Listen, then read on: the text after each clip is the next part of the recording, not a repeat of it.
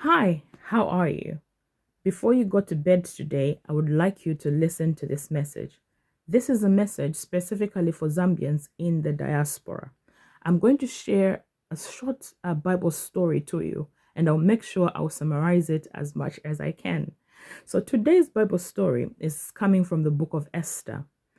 If we all remember our Sunday school teachings, Esther was a Jewish orphan who was raised by her uncle known as Mordecai. Esther eventually got married to the king. If you remember the story very well, there was a Queen Vashti who was disobedient, and in her disobedience, the king decided to ask her to leave the palace, and luckily Esther took over and became the queen. However, as her time went by in the palace, Esther did not reveal to anybody that she was a Jew. Neither did the king know that Esther was a Jew. So one day, her uncle, Mordecai, overheard Haman. Haman was an enemy of the Jews. Haman was a man that held a very high position in the government of the king then. So he hated the Jews, and he wanted to make sure that he gets rid of all the Jews in Susa.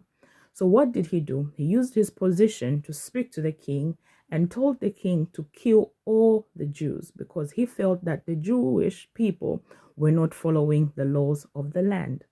So when Mordecai got hold of this information, he sent a messenger to Esther and told Esther to say that your people are going to perish. However, if you decide not to save us, it is well, because God is still going to raise somebody to do that, but you and your people will perish. I want you to just listen to me read the Bible, very short clip, and then I'm going to conclude my message. So I'm going to read from the book of Esther, chapter 4 and verse 14. And the Bible reads, "For if you remain silent at this time, relief and deliverance for the Jews will arise from another place, but you and your father's family will perish. And who knows but that you have come to your royal position for such a time as this?"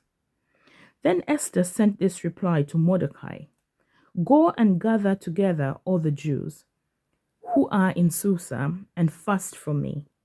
Do not eat or drink for 3 days, nights or day. I and my attendants will fast as you do. When this is done, I will go to the king, even though it is against the law, and if I perish, I will perish." So Mordecai went away and carried out all of Esther's instructions. What am I trying to say today? If you're a Zambian living in the diaspora, you know the different challenges that the people are going through back at home. But the fact that you're in a better place today and you're not feeling what people are feeling back at home, it is none of your business and you do not care. Well, I'm here to tell you, just like Mordecai told Esther, that even if you do not reach out to your people, God is still going to raise somebody to do that, but you and your household will perish. What am I saying? If you are out there in the diaspora, you are the voice of the voiceless.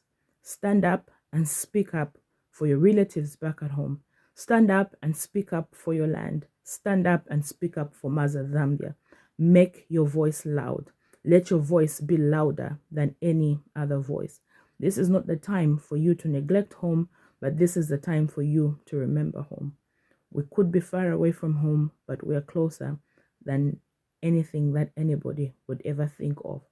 So I'm challenging you today, take your time to get involved in everything that is happening back at home and speak up for the voiceless people, and your voice shall count. You might not vote on the 13th of August, but your voice will help somebody make a decision. I don't care which political party you're going to stand for, but as long as at the end of the day, stand for something. Thank you so much, and God bless you. Nothing can break me anymore. I've already hit that floor. You can't scare a heart that learned how to survive a war. Nothing can break me anymore.